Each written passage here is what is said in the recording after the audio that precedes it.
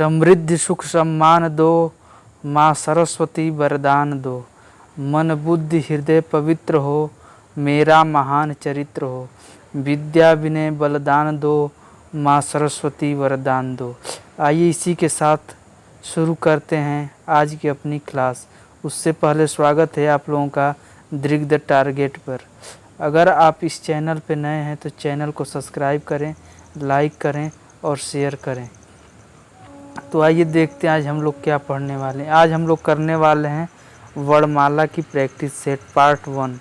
अब तक हम लोगों ने वर्णमाला चैप्टर जो है पूरा पढ़ लिया था, तो आज से हम लोग चालू करें प्रैक्टिस सेट। पहला क्वेश्चन आपकी स्क्रीन पे आ रहा है कि हिंदी वर्णमाला में ऊष्म व्यंजन किसे कहते हैं। हिंदी वर्णमाला में ऊष्म व्यंजन किसे कहते हैं, बताइए इसमें से चारों ऑप्शन में से कौन सा सही होगा। हिंदी वर्णमाला में ऊष्म व्यंजन किसे कहते हैं। ऑप्शन ए, ऑप्शन बी, सी या फिर डी, इसमें से कौन सा सही होने वाला है बताइए। तो ऊष्म व्यंजन में हम लोग क्या पढ़े थे, स और ह। और दूसरा ट्रिक है इसमें, ऊष्म में आधा स आ रहा है तो स वाला जो ऑप्शन होगा वही सही हो जाएगा। तो इसमें ऑप्शन आपका ए सही हो जाएगा। आइए देख लेते हैं अब अगला क्वेश्चन। य र ल व को कहते हैं, य र ल व को क्या कहते हैं बताइए। स्पर्श व्यंजन कहते हैं, अंतस्थ व्यंजन कहते हैं, ऊष्म व्यंजन कहते हैं या संयुक्त व्यंजन कहते हैं, या उपर्युक्त में से कोई नहीं। बताइए क्या होगा इसका सही जवाब। तो आइए देख लेते हैं इसका सही जवाब क्या होगा। य र ल व को हम लोग अंतस्थ व्यंजन कहते हैं। ऊष्म व्यंजन किसे कहते हैं, अभी हम लोगों ने पढ़ा स, बड़ा स, मूर्धन्य स और ह, ये ऊष्म व्यंजन में हो गए। स्पर्श व्यंजनों पढ़े थे, स्पर्श व्यंजनों की संख्या 25 होती है। आइए अब देख लेते हैं अगला क्वेश्चन। निम्नलिखित में से ओष्ठ ध्वनि कौन सी है, पूछ रहा है निम्नलिखित में से ओष्ठ ध्वनि कौन सी है। तो क्या हम लोग याद किए थे, के टी यम 2, के टी यम 2, उसके बाद क, च, ट, त और प।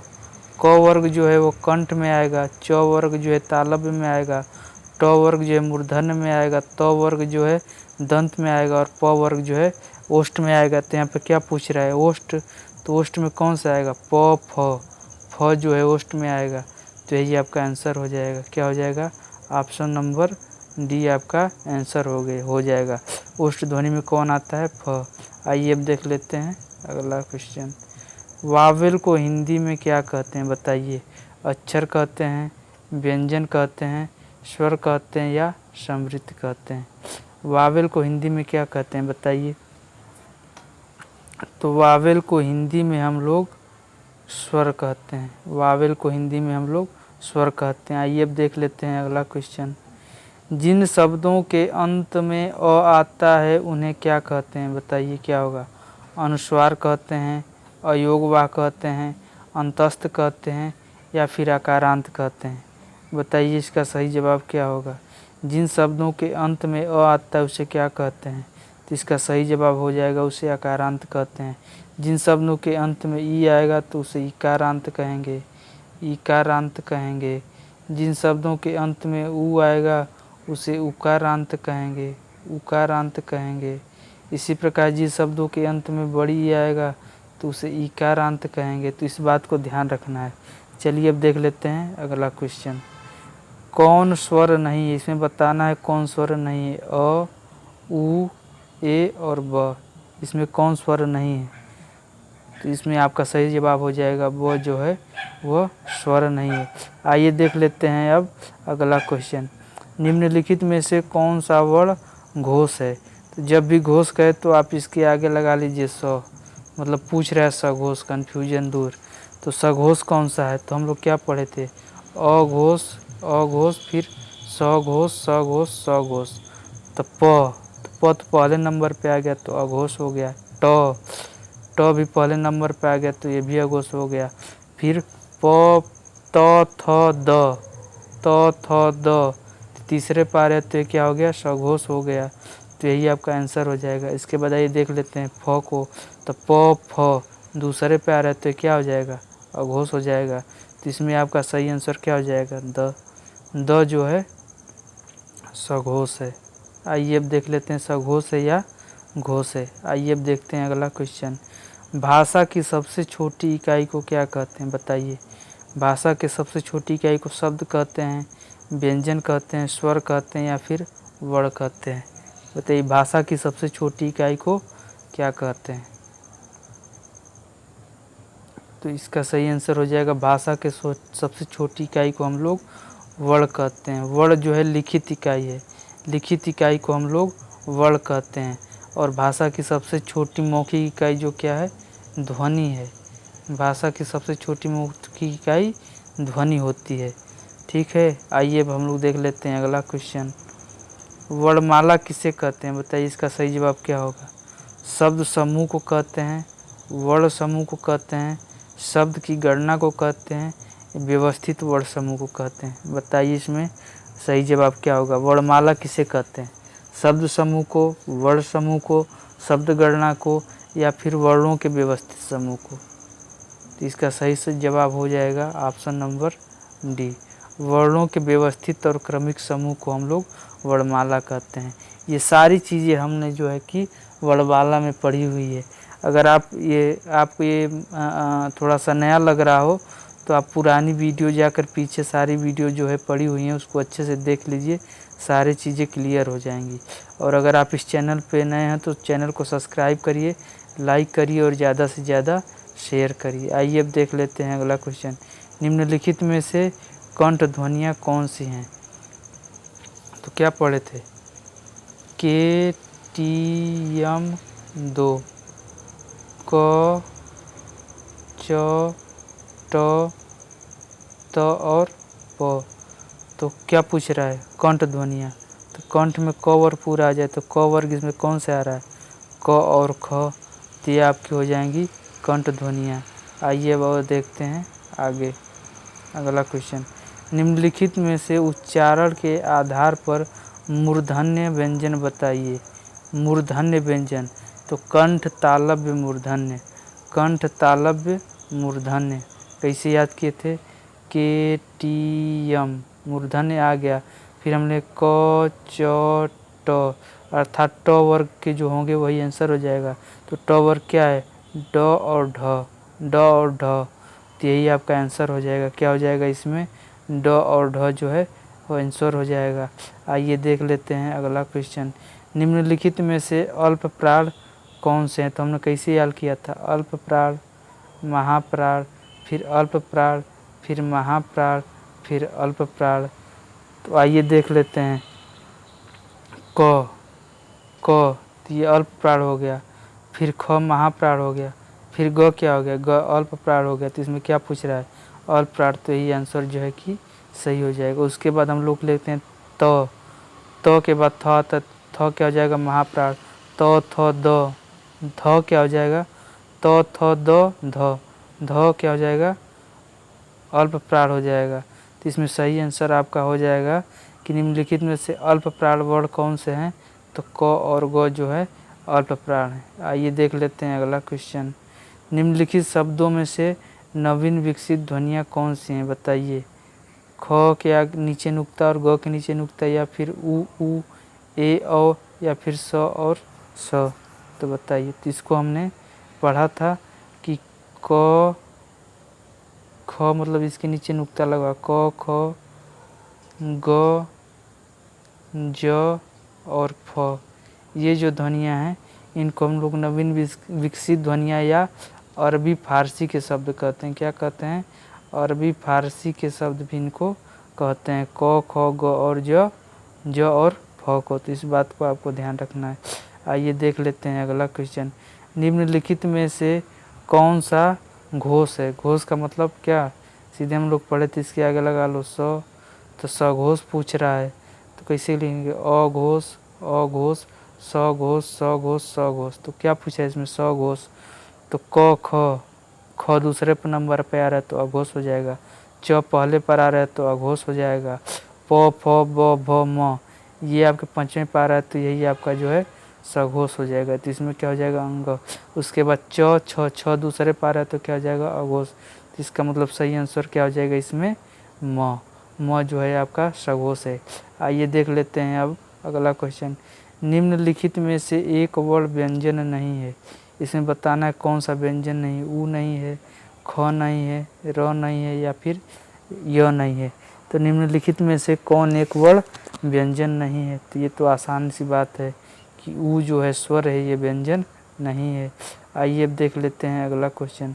निम्नलिखित में से कौन सी ध्वनि ओष्ठ नहीं है पूछ रहा है। ओष्ठ नहीं, तो ओष्ठ में आपके क्या आते हैं प, फ, ब, भ और म। प, फ, ब, भ और म। त किस में आता है कंठ तालम मूर्धन दंत ओष्ठ क च ट त। कंठ तालम मूर्धन्य दंत में। त किस में आता है दंत में आता है। तो इसका मतलब प, फ, भ, इसमें क्या आंसर हो जाएगा। इसमें आंसर हो जाएगा त जो है ओष्ठ में नहीं, ये दंत में आता है। आइए अब देख लेते हैं अगला क्वेश्चन। हिंदी में मूलतः वर्णों की संख्या कितनी होती है। बताइए हिंदी में मूलतः वर्णों की संख्या कितनी होती है। 50, 51, 52 या 53। बताइए हिंदी भाषा में मूलतः वर्णों की संख्या कितनी होती है। 50, 51, 52 या 53। तो इसका सही जवाब क्या होगा। हिंदी में वर्णों की संख्या 52 होती है। आइए अब देख लेते हैं अगला क्वेश्चन। निम्नलिखित में से नासिक के व्यंजन कौन से हैं। इसमें बताना है कि नासिक के व्यंजन कौन से हैं। स है, इ है, ग है या फिर ज है। बताइए निम्नलिखित में से नासिक व्यंजन कौन सा है। तो हमने पढ़ा था क्या कि हर वर्ग का पांचवा वर्ण अंग, अंग, इ, अड़, न और म। ये जो 5 हैं ये सब नासिक व्यंजन है। तो इसका सही जवाब क्या हो जाएगा इ, अंग, इ, अड़, न, म। तो यहाँ पर क्या हो जाएगा ये इसका सही जवाब हो जाएगा। आइए अब देखते हैं अगला क्वेश्चन।